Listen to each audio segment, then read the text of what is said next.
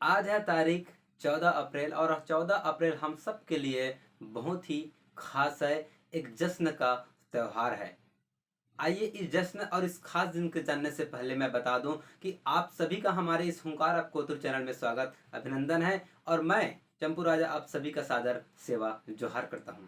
आदरणीय हमारे सगाजन कि आखिर यह 14 अप्रैल हम सब के लिए खास क्यों है। ये 14 अप्रैल उस भारत रत्न के उपाधि से सम्मानित वो महान हस्ती हमारे परम आदरणीय डॉक्टर भीमराव अंबेडकर बाबा साहेब जी की 132वीं जयंती है। और बाबा साहेब की 132वीं जयंती की आप सभी को और आपके पूरे परिवार को ढेर सारी शुभकामनाएं, हार्दिक बधाइयां। 14 अप्रैल की केवल बधाइयां देने से काम नहीं चलेगा। जैसे ही 14 अप्रैल आते हैं आपके मोबाइल में या इंस्टा में, टिकटॉक में, कहीं भी सोशल मीडिया पे बाबा साहब की फोटो लगाकर बधाई देने से काम नहीं चलेगा। बल्कि आज के परिवेश में, आज के जनरेशन में बाबा साहब के जो विचार हैं उनके अपने अंतर दिल में उतारने की जरूरत है। लेकिन हम ये नहीं कर पाते। आखिर क्यों और कब तक? दोस्तों, अगर यूं ही हम किसी का तीज त्योहार आता है या किसी का पर्व आता है उसी समय हम केवल स्टेटस में लगाते हैं, लेकिन उनके विचारों को हम कभी भी ग्रहण नहीं करते। लेकिन आज जरूरत है हमको संविधान रूपी जो ग्रंथ है उसको जानने की, समझने की और अपने जीवन में उतारने की।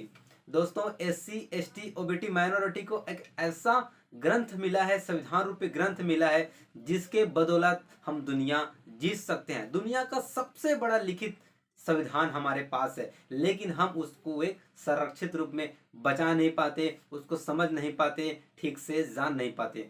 आखिर क्यों?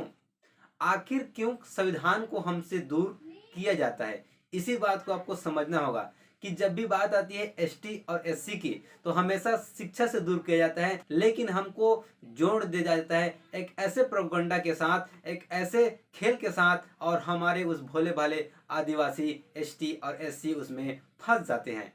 आज कई भी जगह तीज त्योहार होता है तो सबसे ज्यादा मारपीट होता है, लेकिन उस मारपीट में जो फंसे होते हैं वो हमारे एसटी और ऐसे समुदाय के होते हैं। आखिर क्यों शिक्षा से दूर रखा जाता है, संविधान से हटाया जाता है? दोस्तों, इसी बात को आपको समझना होगा, इसी बात को आपको जानना होगा कि हम आदिवासियों को आखिर क्यों शिक्षा से दूर किया जाता है। दोस्तों, आज 14 अप्रैल है।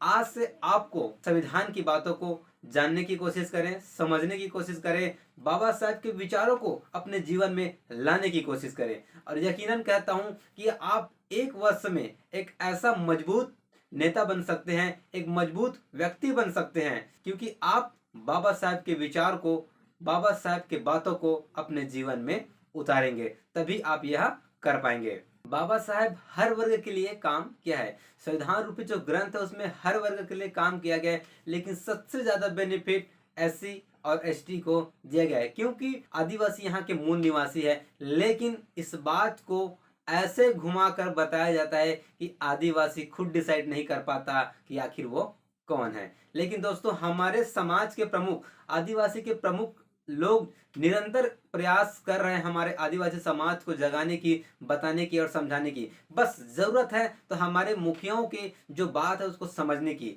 दोस्तों, मैं यही कहूंगा कि आज 14 अप्रैल है और इस 14 अप्रैल के शुभ दिन पर आप बाबा साहब को जाने, बाबा साहब के विचार को माने और अपने जीवन में उतारें। दोस्तों, हमारे हुंकार आप कोतुर के माध्यम से यही कहना चाहूंगा, आपसे यह मुट्ठी बांध कर ठान लीजिए कि मुझे बाबा साहब को जानना है, 5वीं और 6वीं अनुसूची को पहचानना है, जानना है, समझना है, और बाबा साहब के विचारों को, हमारे समाज प्रमुख के जो पेन पुरखा हैं, जो पेन देवता हैं, उनके विचारों को जानना, समझना है और अपने जीवन में उतारना है। आज का मेरा यही बात था जो आप लोग तक पहुंचाना था।